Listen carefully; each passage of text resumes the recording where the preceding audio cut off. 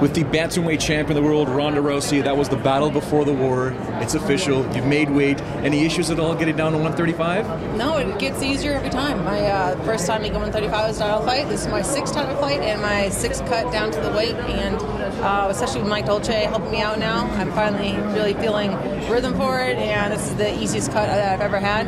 And I was just saying that, you know what, I feel like I could make weight, I could win a fight in the octagon, go straight to a red carpet and eat wings on the way home on one day.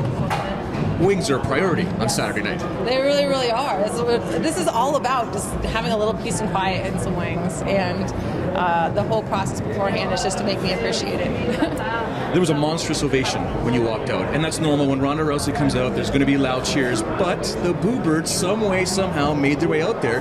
Did it affect you at all? No, because it got louder. Once the boos started, then the people cheering wanted to be louder than the booers, and I couldn't hear myself by the end of it. Like, my ears were popping, and I couldn't hear over the own speakers because the stadium was so loud.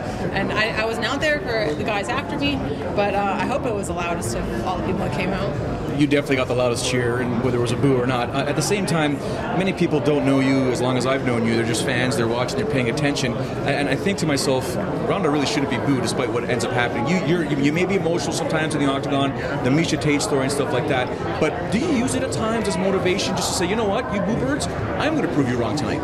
Yeah, that is my main motivation. I'm motivated much more by spite than anything else. And I think that's a problem that I had in judo, was it got to the point where I was fighting to meet people's expectations and not to really prove myself, because it was already proven because everybody was already expecting that out of me.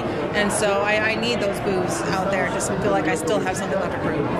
Edmund and I spoke at length yesterday, and we're talking about the striking, how amazed I am that you're able to turn around in about 3 years to look the way you look. The only difference is obviously when you're in a cage with someone, there's timing and distance. Technique looks fantastic on there, but do you get the thrill saying, you know what, I look good here, put it in front of me, watch what I'm going to show here? I mean, I always do, but I feel like everything's a whole lot more complete now, and that since I am comfortable enough to feel like I could be offensive striking as well, it really opens up a lot more of my grappling and makes the grappling a whole lot easier. And like, that was the plan with Misha, to break her down striking first before I try to tap her out. And when I felt like, you know, I did knock her out standing, I could tell that with her breathing and like her resistance, like, okay, this is the time. Now I drag her down to the ground, she'll tap out for anything. And it was because of the striking that the grappling became more available.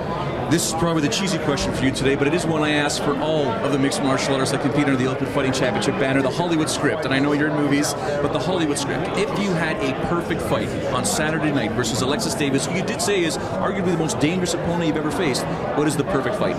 Perfect fight? Ooh.